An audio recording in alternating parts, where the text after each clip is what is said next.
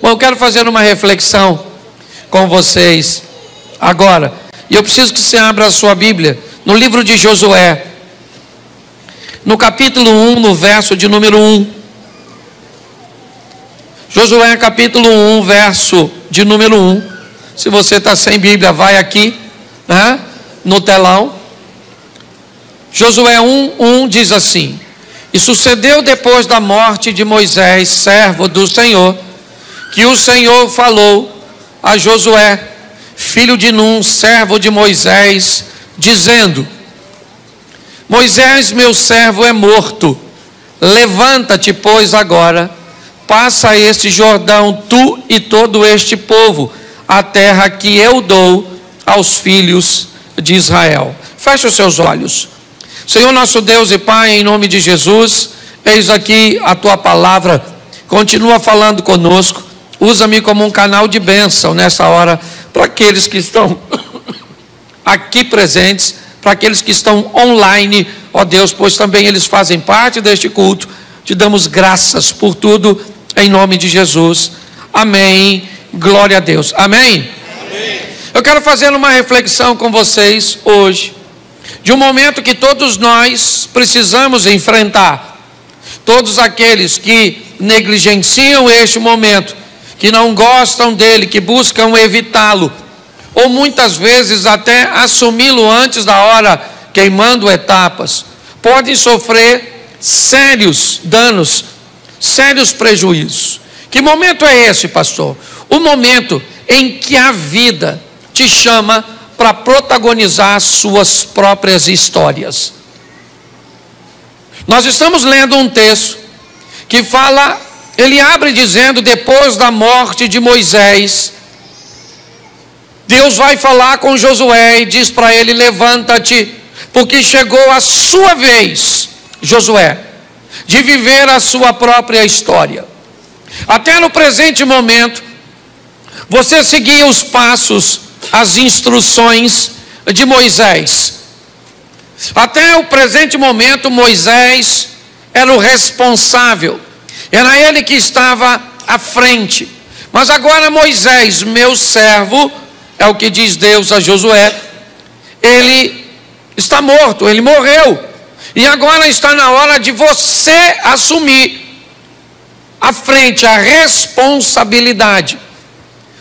O que a vida está fazendo é chamando Josué, ou dizendo para ele que chegou a hora dele ir para a linha de frente. E é aquele momento que você não tem mais o papai e a mamãe. É aquele momento que a vida te chama para viver as suas responsabilidades. A responsabilidade para escolher seus amigos, para escolher a sua profissão, a responsabilidade de você escolher um cônjuge. Chega um momento que a vida começa a te convocar para assumir a responsabilidade de decisões cruciais para seu futuro. É isso que está acontecendo com Josué agora.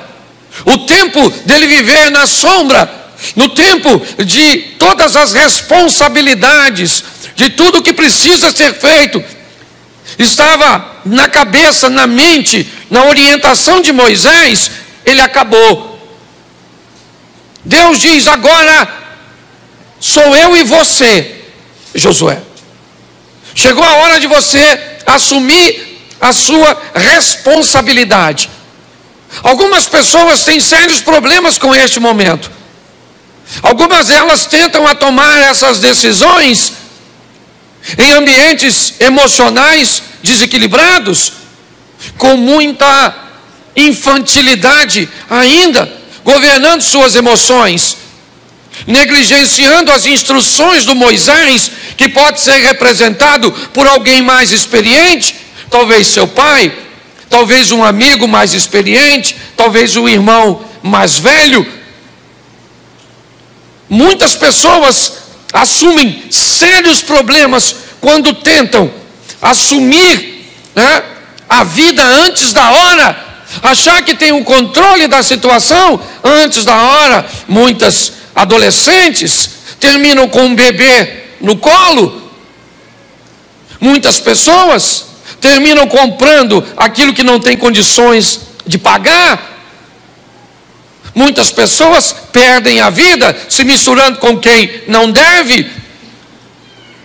Pessoas que resolvem assumir uma responsabilidade antes da hora. A vida ainda não te convocou para ser o líder de si mesmo, de tomar as rédeas da responsabilidade. E muitos filhos acham que os pais são retrógrados, conservadores demais.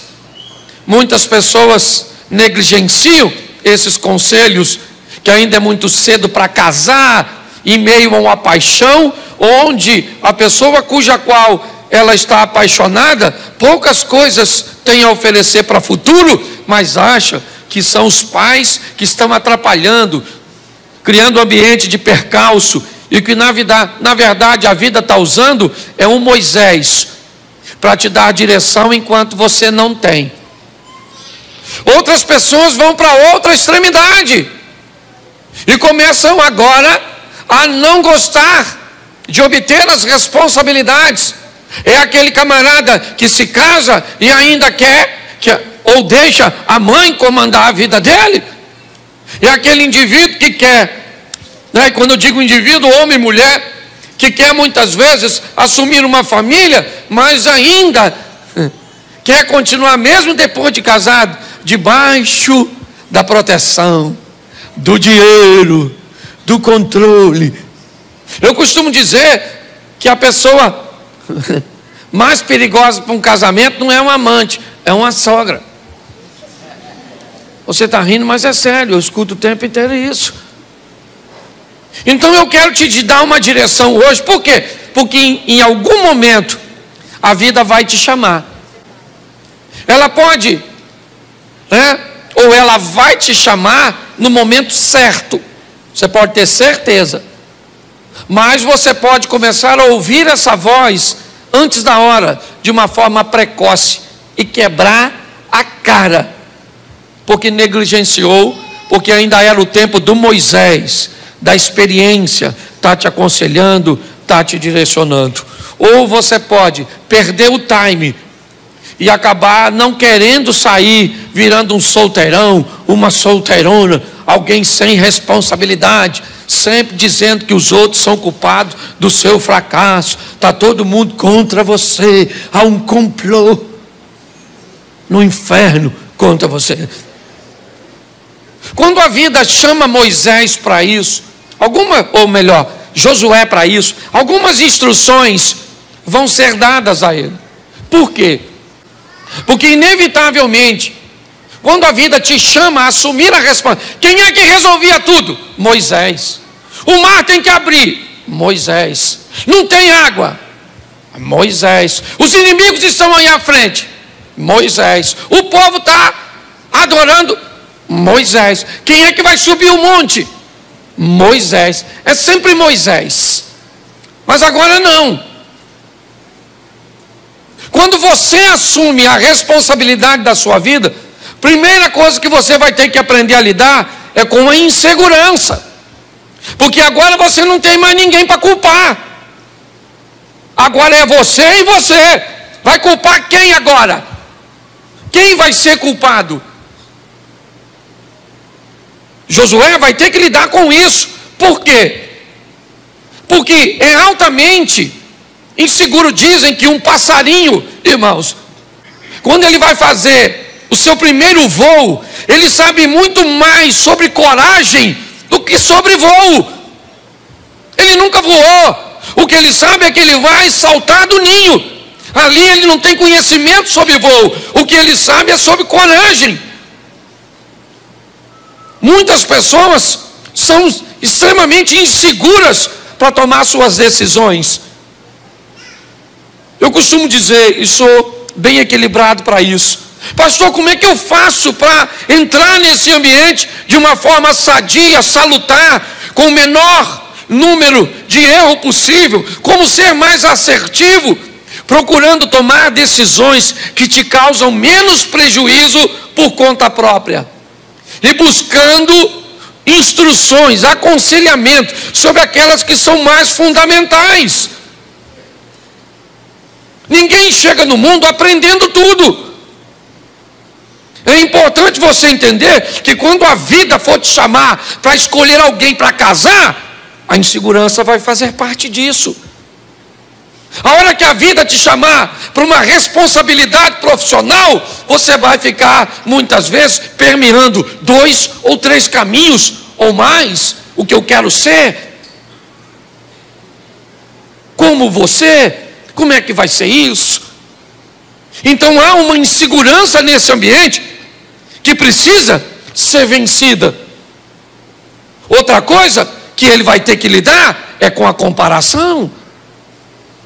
Quem assume as rédeas de sua vida, inevitavelmente, vai ser comparado a um irmão, a um amigo, a um vizinho, a alguém que conseguiu mais êxito do que você mais rápido, que conseguiu alcançar alguns resultados de uma forma mais rápida do que você.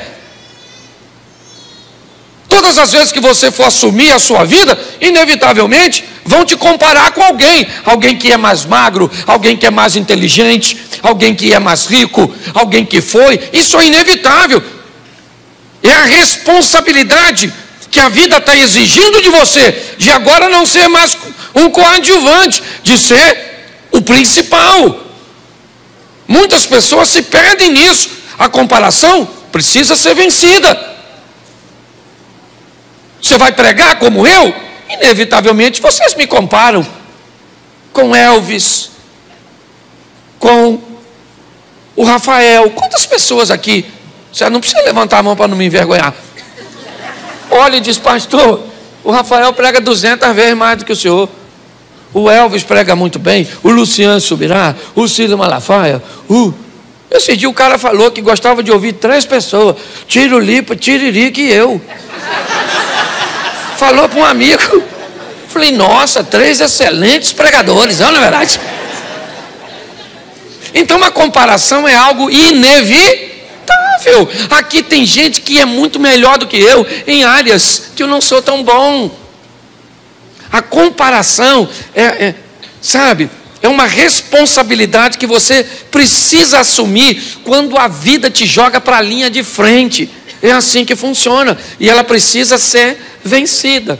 Vai ter alguém melhor que você e vai ter alguém pior que você. Eu brinco aqui com o espelho. Espelho, espelho meu. Existe alguém mais inteligente do que eu, mais bonito do que eu. Você já notou que aquela suposta bruxa do espelho, ela é legalzinha? Ela não é ruim não. Você que está solteiro pegava. Eu casado não posso. Mas escute só. Mas ela não está preocupada com a sua beleza. A preocupação dela é se tem alguém mais bela que ela. O espelho é dela. Espelho, espelho meu. Existe alguém que tem uma casa melhor do que eu, uma empresa melhor do que a minha, certo? Um jardim mais verde que o meu. É essa comparação que está matando as pessoas. Você precisa vencer isso. Você faz as coisas do seu jeito. A hora que a vida te chamar, pare de ficar se comparando. Terceira coisa, que quando a vida te chamar, você vai ter que vencer medo. Lembra o que Deus disse para Josué? Seja forte e corajoso. Você vai ter que vencer o medo. Por quê? Porque na vida nem sempre tudo é tão seguro, nem sempre tudo é tão exato. Muitas coisas cujas quais você vai ter que fazer, inevitavelmente, o desfecho delas ainda não estão totalmente visível diante de você. Então é comum que você tenha medo. O que eu vou ser na minha vida profissional? Será que esse relacionamento vai dar certo? Ninguém sabe. Tem que entrar nele e ter coragem para sair se o negócio não for bom. Entendeu? Medo. Quando Josué vai assumir a direção da vida dele, inevitavelmente ele vai ter que lidar com insegurança, com comparação. Pensa que o pessoal não falava? Aí, ó, Moisés era muito melhor. Esse Josuézinho aí, ó, tá com nada não. E outra coisa, desconforto. Inevitavelmente, medo, ambiente de comparação e de insegurança vai deixar você numa linha desconfortável. Todas as vezes que a sua mente se depara com um ambiente de desconforto, inevitavelmente você pode, se não tiver força e coragem, estabelecer um ambiente de fuga. Eu nunca resolvo nada. É sempre amanhã, é sempre depois. Vamos resolver isso? Não, depois a gente resolve. Vamos falar sobre esse assunto? Não, depois a gente fala. Vamos comprar isso? Não, depois a gente compra. Sempre há um ambiente de fuga. Por quê? Porque a situação te coloca num desconforto. Josué vive isso. E pior, o que acontece? Ele está sendo chamado a um ambiente que vai exigir dele dedicação extraordinária.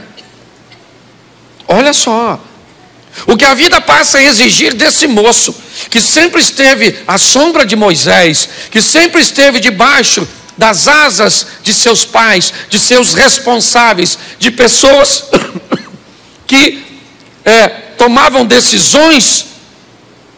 É a seguinte, precisa botar não para nós ganharmos tempo.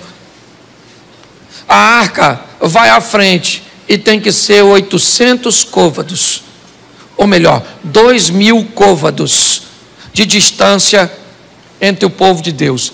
Ninguém pode se aproximar, aproximadamente 800 metros, não pode se aproximar da arca. Por quê? Porque morria. Era o nível de dedicação que a vida está pedindo dele. Santificai-vos hoje, capítulo 3, verso 5, porque amanhã o Senhor fará maravilhas em vosso meio. Capítulo 4, verso 2, vamos colocar 12 pedras. Capítulo 5, verso 2, vamos ter circuncisão e Páscoa. Preste atenção no que é a vida.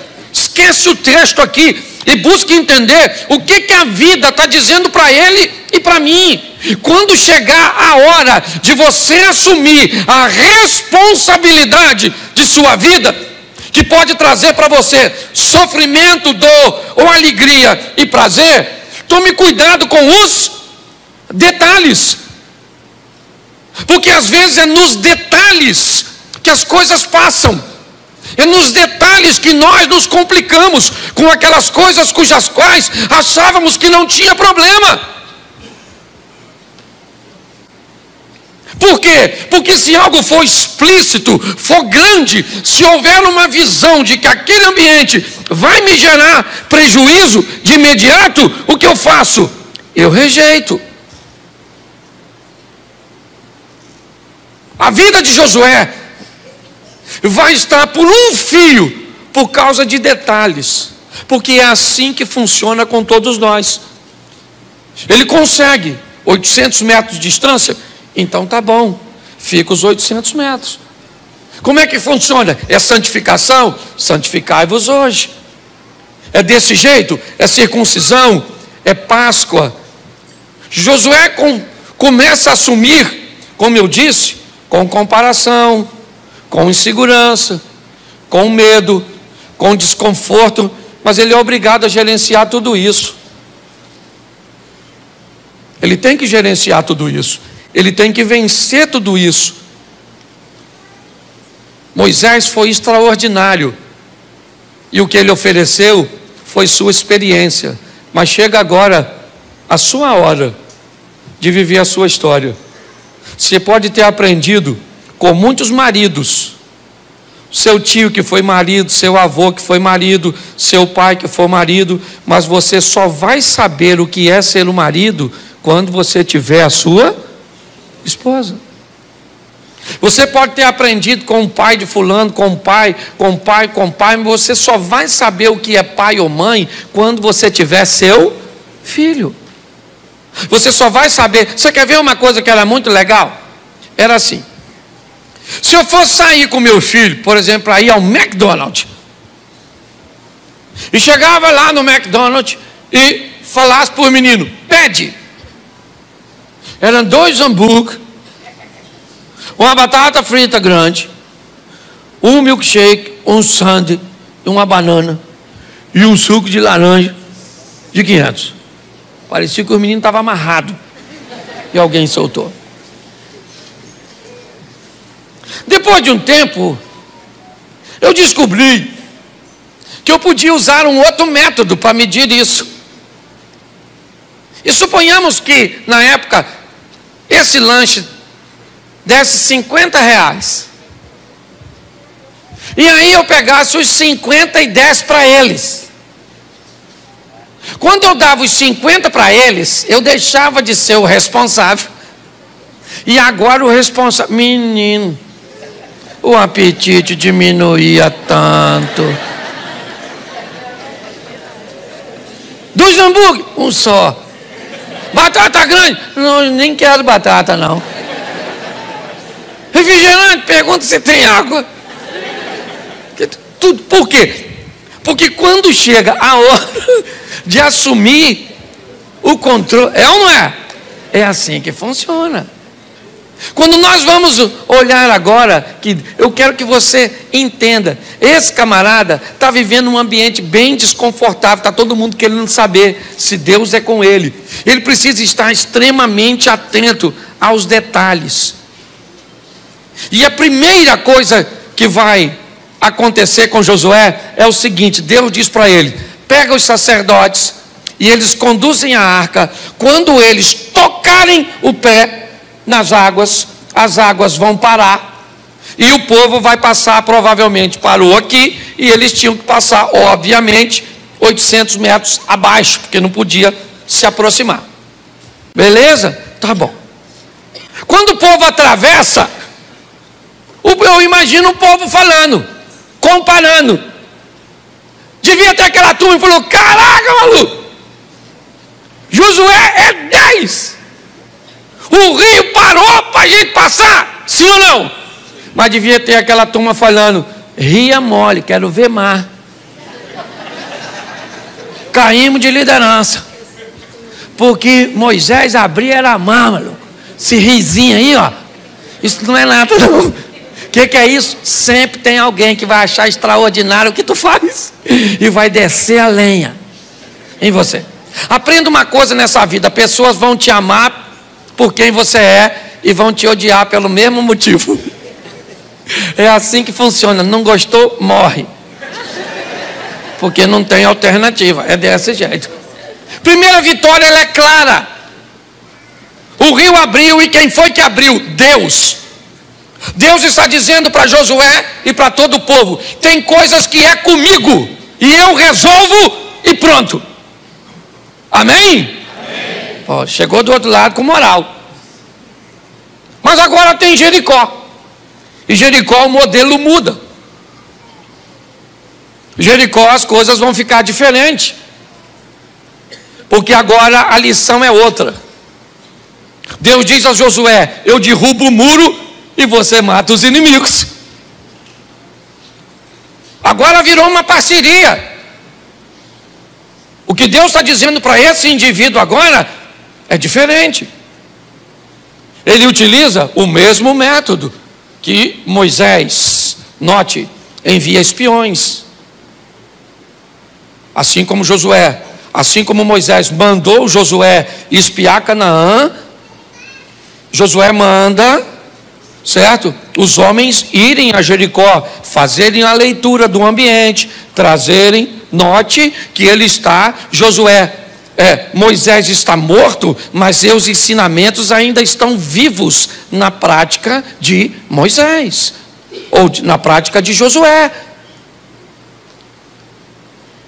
É importante nós olharmos isso. Bom, eu acredito que você, conhece no capítulo 6, no verso 20, o muro cai. Cai porque quem derrubou? Quem derrubou? Deus.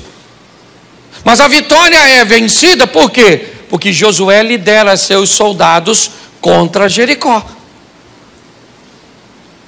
O que ele está agora é vivendo sua segunda vitória.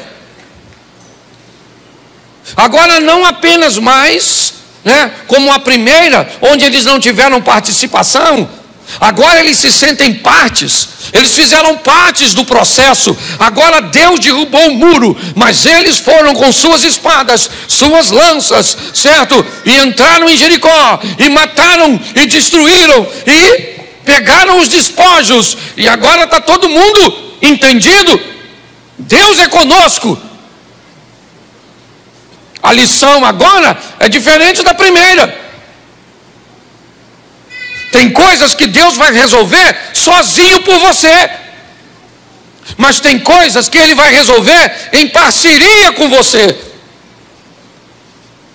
É assim que funciona. Ele pode curar a sua enfermidade com um milagre direto, é lógico, mas Ele pode agir sobre um medicamento cujo qual você está tomando, ou uma terapia cuja qual você foi exposta, claro. Ele pode acabar ou apagar o rancor do coração da sua esposa por algo que você fez? Claro que pode. Mas Ele pode mudar sua postura a ponto de que você seja capaz de reconquistar uma credibilidade que você perdeu? Sim. Isso é parceria. O que nós precisamos entender é que estamos lidando com um Deus inteligente. Não tente colocar Ele num programa que determina, certo? Um protocolo para todos, porque não funciona desse jeito. Eu vejo pessoas bem intencionadas procurando solução para seus problemas, mas muitas vezes não se expõe ao protocolo cujo qual Deus estabeleceu para você. Josué vive isso de forma maravilhosa. O grande problema que Josué não sabe é que em Jericó algo de errado aconteceu. Uma instrução que foi dada na batalha contra Jericó não foi cumprida. Jericó é a primeira vitória logo após a passagem do Jordão. Deus diz a Josué: avise os homens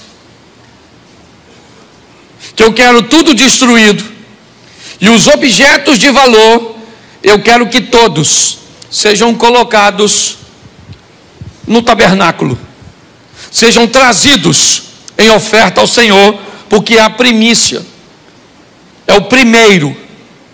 Então eu preciso que isso seja cumprido. Josué não sabe, mas um indivíduo, um de seus homens, não cumpriu o que Deus determinou. Ele não tem ciência disso. Preste atenção. Ele não sabe disso. O que ele sabe é que Jericó não é seu fim. Seu fim é Canaã. Então ele tem que seguir o percurso. E o que ele não sabe, aliás, a confirmação que eu tive dessa palavra foi a palavra de oferta. É que para Deus, um erro individual pode comprometer todo o coletivo. Pastor, isso é Velho Testamento? Não é não, querido.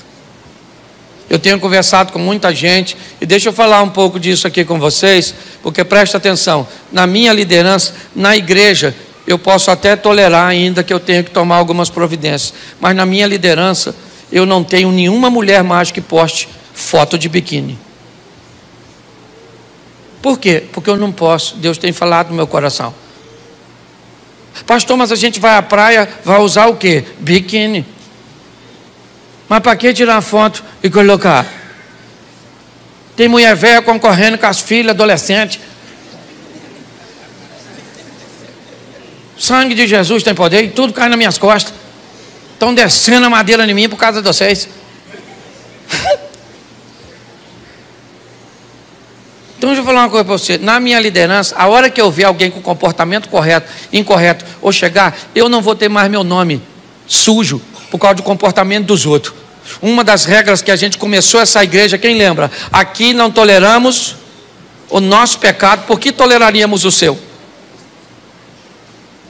Tu quer tirar foto peladona, maneirona lá, Dona Eva? Beleza. Você está entendendo? mas não vão caminhar. Ah, pastor, o que tem a ver? Sabe o que eu tenho aprendido? Que, certo, o individual pode comprometer todo o coletivo. Então não vou mais aceitar. Na igreja eu ainda tenho que tolerar por causa da mudança. Uma hora o Espírito Santo fala. E está assim de gente na igreja que também vai para o inferno. Também não posso querer que todo mundo entre no céu. Aí lá eu acredito até que vai ter que usar um biquininho, que a temperatura lá é alta, não é verdade? Aí lá você fica tranquila. Satanás! Tira um selfie e manda. Certo? Para nós ver lá no céu. Ah, vai para o inferno. Perturbar outro. Certo? Então, o que ele não sabe. Não, gente, me diz com você que está visitando. Pô, pastor, achei que o senhor era engraçado. Pois é, sou. Mas a gente precisa disso. Pô, a igreja não pode. Qual é a diferença da igreja para o mundo secular? Não estou falando que vestimenta é diferença, não. Mas também não abusa. Já falei isso aqui. Esse dia eu vi uma irmã na rua. Minha ovelha. Eu olhei e falei, tosquiaram a irmã. A irmã vinha quase pelada, Elisa. A roupa que você via, a cicatriz da cesárea. Então, não tem como, gente. Não dá, não cabe. Não, na mente de alguém. Aí sabe o que acontece? Mostra a foto e diz assim, tem alguma coisa demais? Claro que não. Tá tudo de menos. Mas nossa, o pastor é um pastor ultrapassado. Vai perturbar outro. Mas vamos voltar aqui, que senão eu fico com raiva, perco. Eu nem falo mais. Escute só. Então presta atenção. O que ele não sabe é que um cara desobedeceu. E um cara da sua equipe. Mas está tudo tranquilo, ele não tem ciência. Certo? Porque se ele não tem ciência, ele não é conivente. O que tem agora? Agora Jericó já passou, o Jordão já passou. Deus agiu sozinho no Jordão. Deus agiu comigo em Jericó. E agora? Agora é uma minúscula cidade. Se juntar todos, são aproximadamente 3.000 homens, ou 3.000 pessoas, onde a maioria eram mulheres e crianças. Josué, como sempre, manda ir à frente seus batedores, fazem a vistoria da próxima batalha, e aí eles voltam e dizem, Josué, do jeito que nós estamos, depois de passar o Jordão e de ganhar Jericó, nem manda os 30.000 soldados, manda só 3.000 homens que eles vão lá, mas vão rebentar os inimigos. Josué falou, beleza, vão os 3.000. Levaram uma surra, meu filho. Depois você lê, que eu não sou obrigado a ler tudo, mas está lá. Os caras de Ai saíram correndo atrás do povo de Deus. E os caras correndo. Chegaram em umas pedreiras, ainda mataram alguns. E o restante foi correndo com o rabinho entre as pernas. Chegaram lá e falaram, ai Josué. Caraca, maluco. Os caras são fera, os caras lá de Ai.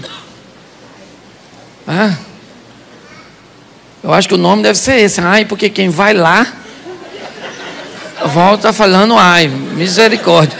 Os caras arrebentaram a gente, Josué. Quando Josué escuta que perdeu a batalha para um povo tão pequeno, ele não aguenta. Qual é o medo? Agora é o medo. O medo tomou conta de Josué. Por quê? Porque se ao longo da história as vitórias que ele vinha recebendo de Deus fazia com que seus inimigos não o enfrentassem. Por quê? Porque sabia que Deus era com ele.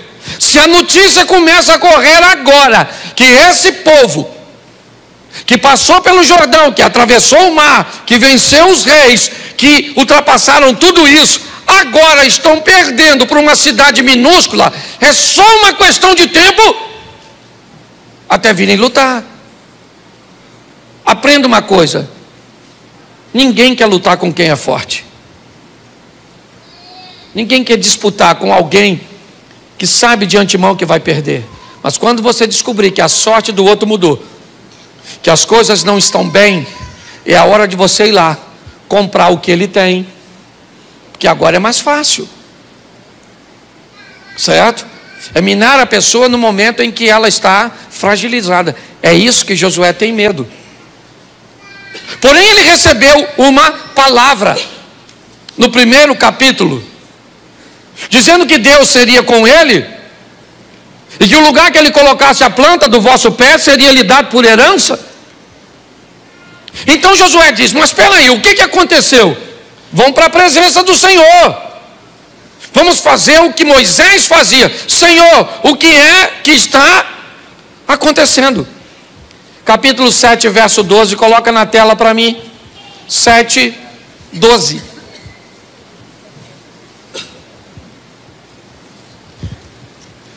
Pelo que os filhos de Israel não puderam subsistir perante os seus inimigos, viraram as costas diante dos seus inimigos, porquanto estão amaldiçoados, não serei mais convosco, senão desarraigardes o anátema, ou seja, a maldição do meio de vós. Preste atenção no que esse texto está dizendo. Josué, a primeira vez eu fui com você e era visível, eu abri o mar.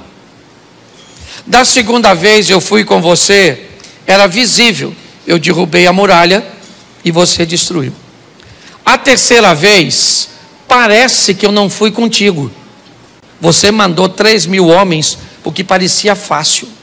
Mas suas batalhas não são fáceis nem difíceis. As suas batalhas só são ganhas porque eu entro com providência a seu respeito. A sua vitória nunca vai vir do seu braço, por mais esperto que você seja. A sua vitória sempre vai vir do Senhor, e é isso que Deus está dizendo. Vocês estão amaldiçoados e eu não serei mais com vocês. Vocês não ganham mais de ninguém. Não interessa o tamanho de seu adversário, eu não vou agir a favor de vocês. Uma toalha molhada em cima da cama traz divórcio para você. Um adultério não traz se eu for contigo. Um negócio mal feito pode fazer você falir. Um ambiente tributário do jeito que o Brasil apresenta para o empresário faz você prosperar se eu for contigo. É o que Deus está falando. O que Deus está dizendo para eles é: há uma maldição. E que maldição é essa? A maldição da desobediência. Eu não vou ser mais com vocês, a não ser que vocês removam a maldição do meio de vós. E aí vem a pergunta: por que é que Deus mesmo não tirou? Deus já sabia quem era, já sabia onde estava. Deus já sabia. Deus já sabia de tudo. Não era mais fácil Deus ir lá e matar? Mas presta atenção que a história aqui não é sobre a vida de Deus, é sobre a vida de Josué. É ele que tem que tomar as decisões. Deus diz para ele: ó, seu problema está aqui, ó, nessa postura sua.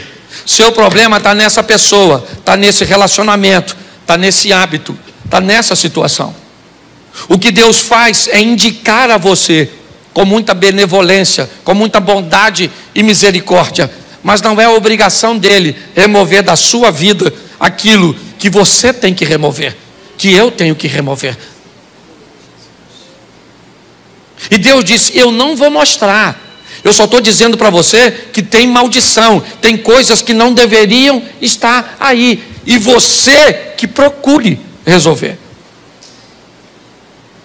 É obrigação sua descobrir o que está te causando mal. É o que Ezequias fez, certo? Ele olhou e disse: nossos pais caíram à espada, nossas esposas, mulheres, né? Filhos foram entregues. E por quê? Porque os nossos pais viraram as costas ao Senhor, fecharam as portas, não apagaram incenso. O que ele está dizendo? Eu descobri, procurando, o motivo pelo qual nós estamos sofrendo isso. E o que eu vou fazer? O oposto. Deus está chamando esse camarada e dizendo para ele: olha, você não ganha mais de ninguém se você não consertar isso. Sabe o que ele faz? Ele chama o povo. Ele pede a Deus: Senhor, eu vou fazer a minha parte. É obviamente que todos vão negar o feito. Ninguém vai assumir a responsabilidade. Então eu preciso que o Senhor entre comigo. Mas fique tranquilo, porque eu vou separar o povo por tribos, vou separar o povo por famílias, e o Senhor nos deu uma direção quando esse indivíduo chegar até aqui, porque eu vou tirar ele do nosso meio, porque eu não vou comprometer todos pela postura de alguns. Você não pode comprometer toda a sua vida por causa de uma pessoa, por causa de um hábito. Está incorreto isso. Josué manda chamar a todos, até que chega em Acã, capítulo 7, verso 21. Põe para mim, porque essa é a descrição talvez mais clara de tudo aquilo que nos prejudica. Ele acaba de localizar um indivíduo, o nome dele é Acã. Eu acho que ele é filho de Zibde, da tribo de Judá, se não me falha a memória. E esse é Acã dizendo, quando Josué diz: o que você fez? E ele descreve o caminho do pecado. Se você gosta de saber e gosta de um dos textos que pode te afastar de cometer erros, esse aqui é um deles, porque define bem: quando eu vi o quê? O que era proibido. Quando eu vi entre os despojos uma boa capa babilônica, 200 ciclos de prata e uma cunha de ouro do peso de 50 ciclos, quando eu vi isso, eu vi o quê? Eu vi o proibido, eu vi o que Deus disse que eu não deveria mexer. Quem disse que eu não deveria pegar? Deus. Quem está vendo? Ninguém. Bom, se ninguém está vendo, eu posso pegar, porque ninguém está vendo.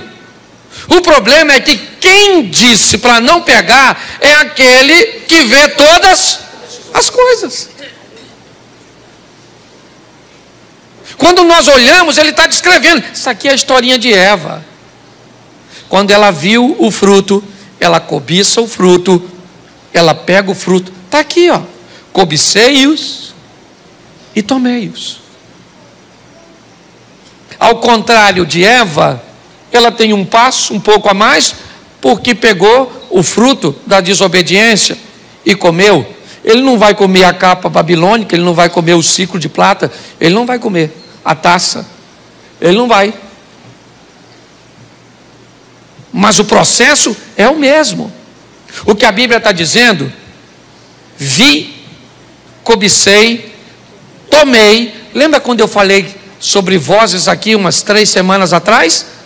Lembra? A voz do pecado, depois que você faz, ela manda você fazer o quê? Se esconder. Vi, cobicei, tomei e escondi. Tudo aquilo que você vai fazer, que você tem que esconder depois que fez, provavelmente vai te gerar problemas. Não estou falando de sua individualidade e privacidade, não é nada disso. Não estou dizendo que você tem que expor toda a sua vida para todo mundo, não é nada disso. Uma coisa é você ter a opção de não contar, outra coisa é você não poder contar porque você sabe que aquilo que fez é errado. Você tem a opção de ter senha no seu celular? Sim ou não? Claro, isso é uma questão de privacidade, sim ou não? Ainda que eu acho que entre marido e mulher, eles deveriam saber a senha. Mas eu também respeito quem tem a senha. Agora, quando você tem uma senha para esconder, aí é problemático. A grande questão, na verdade, é essa. Quando nós olhamos para esse texto, o que nós descobrimos? Que esse é o caminho. Vi, cobicei, tomei, e agora eu sou obrigado a me esconder. Quando ele narra isso, Josué está diante dele. Me parece que a família de Acã, porque também não é uma coisa tão fácil de se esconder sozinho, certo? Tem mais algumas pessoas que participam, e ele diz: não vai ser fácil, mas eu vou ser obrigado a matar o Acã, a mulher dele, os filhos dele e todos que participaram disso. Vamos tirar para fora da cidade, todo mundo taca pedra neles, todo mundo vai tacar pedra neles. Esquece as pedras, esquece o ambiente que pode parecer altamente grotesco, violento. Entenda que o que está sendo banido aqui é aquilo que pode comprometer o futuro. E a hora que você começar a ter pena daquilo que pode estragar seu futuro, e a hora que você começar a ter pena de tirar da sua vida aquilo que pode levar sua vida nessa terra para o inferno, ou comprometer sua vida eterna, automaticamente você perdeu noção de valores. Josué agora pega todos os envolvidos, leva para fora, porque presta atenção, se o erro de um compromete o coletivo age para inibir o ato de um. A mensagem é essa. Hoje eu estou tacando pedra no Acã, porque fez o que tinha que fazer, e aí homens morreram na batalha, humilhação veio sobre o povo, porque homens morreram. Não tenha ele como inocente não, porque lá nas pedreiras, homens que saíram para pelejar, morreram por causa da posição que ele resolveu assumir. É importante nós olharmos isso. Hoje você pode ter, medo de perder um relacionamento, medo de tomar uma postura que pode trazer prejuízos muito grandes lá na frente. Ele mata todos, taca fogo em todos, ou seja, ele destrói aquilo que estava impedindo que ele avançasse. Agora, ele reúne seus homens, certo? E vão todos eles contra Ai. Todos eles.